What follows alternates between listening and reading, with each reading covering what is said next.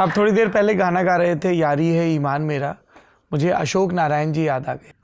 वही तो ले गए थे मुझे, वही तो ले गए थे। मेरा एक दोस्त था सुबोध, उसको बहुत शौक था कि मेरा मिस्सू जो है वो महमूद के सामने खड़ा होकर के एक्टिंग करे और महमूद को पीछे छोड़ दे, पानी पिला दे, पानी पिला दे। उसको बड़ा शौक था। मेरा था कि भाई पढ़ा लिखा हूँ नहीं, पढ़ा लिखा जाहिल हूँ मैं, तो करूँगा क्या, मैं क्या करूँगा। तो और इज़्ज़त भी नहीं है, कोई वक़्त नहीं है, कोई पूछ नहीं है। अब इज़्ज़त भी कमानी है, हमको भी इज़्ज़त मिलनी चाहिए, हमारा भी नॉर्मल ट्रीटमेंट होना चाहिए। इसके लिए क्या करें। तो यही एक एक्टिंग लाइन सूझी हमको। लोगों ने कहा कि एक्टिंग अच्छी करते हो तो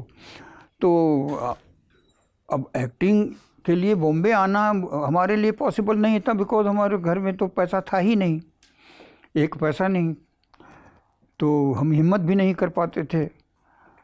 तो अशोक नारायण एक दिन मुझे मिल गए, आए हुए थे छुट्टी में। तो उन्होंने मुझे कहा कि अरे जनाब आप यहाँ क्या कर रहे हैं, अपनी लाइफ बर्बाद कर रहे हैं आप। हमने कहा क्यों, क्या किया मैंने। कहता था आप इतने अच्छे फनकार हैं, आप बॉम्बे आइए और आपको मैं अर्जुन हिंगुरानी को असिस्ट कर रहा हूँ।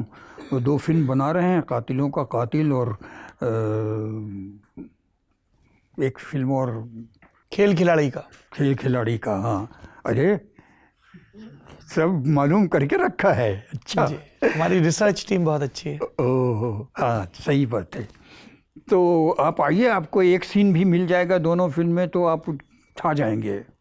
अब बेचैनी हो गई कि हाँ भाई इतना अच्छा मौका मिला है, लेकिन पैसा तो है नहीं, जाएंगे कैसे। न जाने का है, न वहाँ रहने का है, न खाने का है, कुछ है नहीं। सुबोध को पता चल गया। सुबोध को मैंने कहा कि देख ऐसा ऑफ़र है।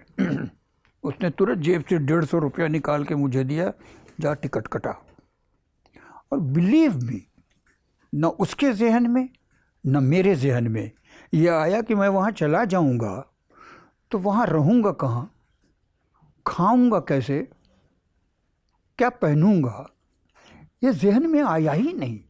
बस मैं उठा, गया रेलवे स्टेशन, वहाँ जाके लिलीपुट नाम से टिकट रिजर्व करवाई। लिलीपुट क्यों? आपने पढ़ी थी जोनाथन स्विफ्ट की मैंने खुद। हाँ नहीं, आपने वो जो जोनाथन स्विफ्ट का नॉवेल है Gulliver in the land of Lilliput, वहीं से लिया मैंने। हाँ, तो वो पढ़ा हुआ था आपने? जी जी जी जी, अच्छा, वहाँ से पढ़ा हुआ था। थोड़ा सा पढ़ने लिखने का फ़ायदा उठा लिया, और ज़्यादा तो फ़ायदा नहीं उठा पाया हूँ, लेकिन हाँ इतना उठा लिया, तो वहाँ से ले लिया मैंने। तब तक आपकी गालिब कॉलेज से ग्रेजुएशन पूरी हो चुकी थी? हाँ हाँ, ग्रेजुएट हो चुका था मैं, बेकार घूम रहा था।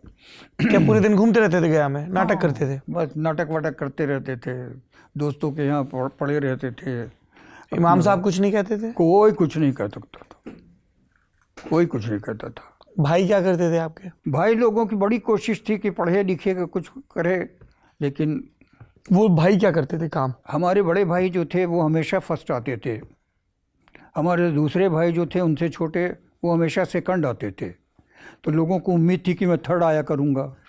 मैं थर्ड क्लास भी नहीं आया। थर्ड क्लास हो गया मैं। तो जब आपने घर पे अपने माता पिता को बताया? माता पिता को नहीं बताया मैंने, पिताजी का देहांत हो गया। तो फिर मैंने घर बोला कि हमको जो है अर्जुन हिंगुरानी। तो देहांत के बाद फिर वो मस्जिद वाला क्वार्टर छोड़ना पड़ता है? छोड़ना पड़ा। मैं तब तक निकल चुका था वहाँ से। मेरे पीछे में जो हुआ मैंने कहा कि मुझे अर्जुन हिंगुरानी के यहाँ से ऑफ़र आया है, तो मैं जा रहा हूँ। तो लोगों ने रोका भी नहीं, और ये भी नहीं कोशिश की कि जाओगे तो खाओगे क्या, रहोगे कहाँ, कैसे, कुछ नहीं। मैं उठा और मैं मुंबई पहुंच गया। अब सुनिए साहब, climax, beautiful climax. Dadar station. हाँ जी, 1975 31 दिसंबर 12:30 बजे दिन में दादर स्टेशन पे मैंने पैर रखा, और अशोक नारायण हमें रिसीव करने आए। और उनका सबसे पहला सवाल था, मेरा लेटर तुमको नहीं मिला? हमने कहा नहीं। क्यों? कहते यार मैंने मना किया था आने को। हम कहा तो मेरी तो नौकरी ही चली गई है, कुछ नहीं कर सकता। अब क्या?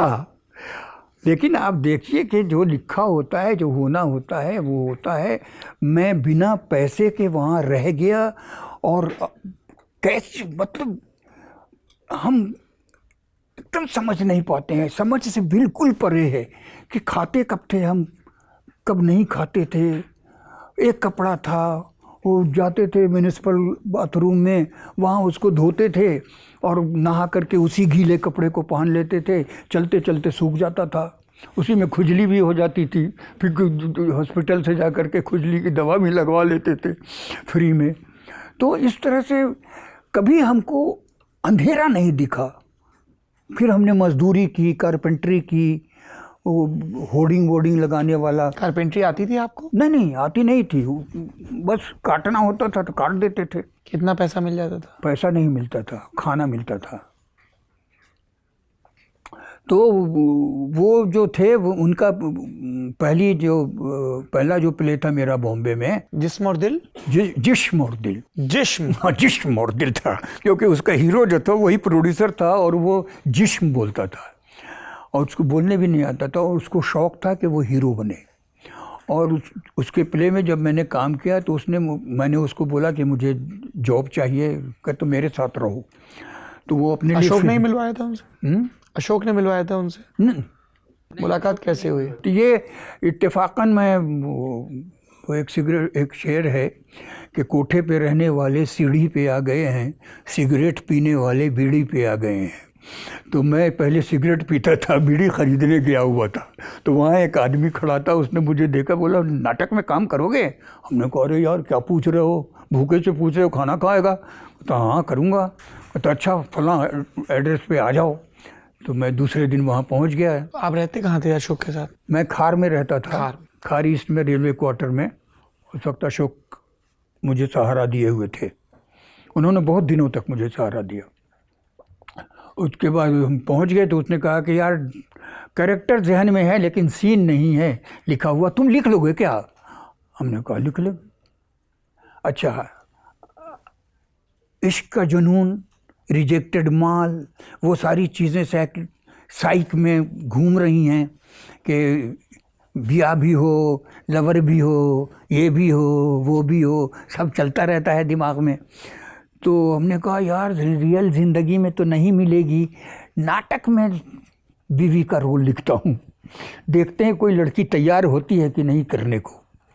तो ये मेरा टेस्ट चल रहा था लाइफ का। एक बेचारी लड़की थी, वो तैयार हो गई, तो हमने वो प्ले किया। प्ले बहुत ही ख़राब था, तो मेरा सीन आता था तो लोग एंजॉय करते थे, वो जिस्म बोलने जब आ जाता था तो लोग उड़ जाते थे। तो असद भोपाली आए थे देखने जी। असद भोपाली जो थे वो इंटरवल में आए, कहाँ है वो कहाँ है, वो लड़का किधर है? तो सबने कहा उधर है। तो बुलाओ उसको।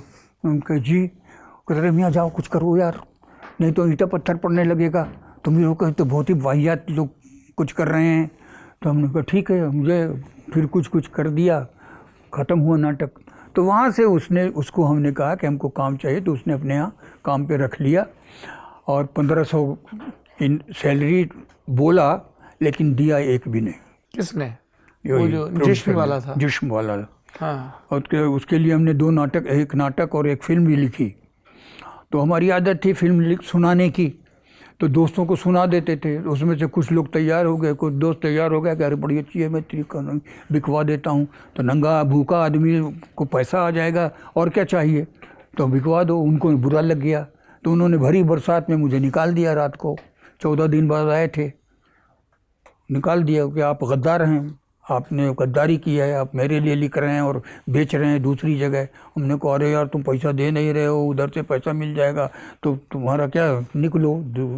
तो निकाल दिया उसने। और उसी के यहाँ 14 दिन नहीं खाया तो कुछ मैंने, वो 14 दिन बाहर थे भाई साहब, कुछ नहीं खाता। मैंने तो कोकरेच पड़ी दाल खाई है, भूखा था ना। तो रात को लौट के आया घर पे, तो चावल दाल सुबह को बना के गया था, रात को आया तो दाल में कोकरेच पड़ा था। अब भूख इतनी थी, हमने कहा क्या करूं। अब कहा तरीके निकाला, फेंका, खा, कुछ न हुआ। मुझे लगा था रिएक्शन हो जाएगा, कुछ न हुआ। मस्त खा के ठीक रहे। 14 दिन बिना खाने के कैसे? कुदरत, लिटरली कुदरत। 14 दिन पानी पी रहा हूँ मैं, पानी पी रहा हूँ, पानी पी रहा हूँ। 13वें 14वें दिन ना मेरा सर चकराना शुरू हुआ। फिर मुझे लगा कि अब गड़बड़ है। फिर मैं बाजू से 2 रुपया लेकर के फिर टिकट कटा के अपने दोस्त के घर गया, तो उसने खिलाया पिलाया। उसके बाद इतने दिन के बाद फिर इन्होंने निकाल दिया। फिर उसने अपनी जान पहचान के लोगों के यहाँ कुछ थिएटर वेटर लोगों ने देखा था, तो उन लोगों ने थिएटर के बहाने खाने को मिल जाता था। थिएटर के बहाने जो है कभी नाश्ता कर लिया, तो कभी दोपहर का खाना खा लिया, तो कभी रात का खा लिया। एक टाइम तो खा ही लेता था। तो ऐसे करके कभी ऐसे मन में नहीं आया कि वापस गया चलते हैं? वापस गया चलते हैं? नहीं, कभी नहीं आया। और बिलीव मी, मुझे कभी अंधेरा दिखता ही नहीं था। कभी डर नहीं लगा कि यार कल क्या होगा। अब होता है, अब जब सब कुछ है तब होता है कि यार कल क्या होगा। पहले नहीं होता था।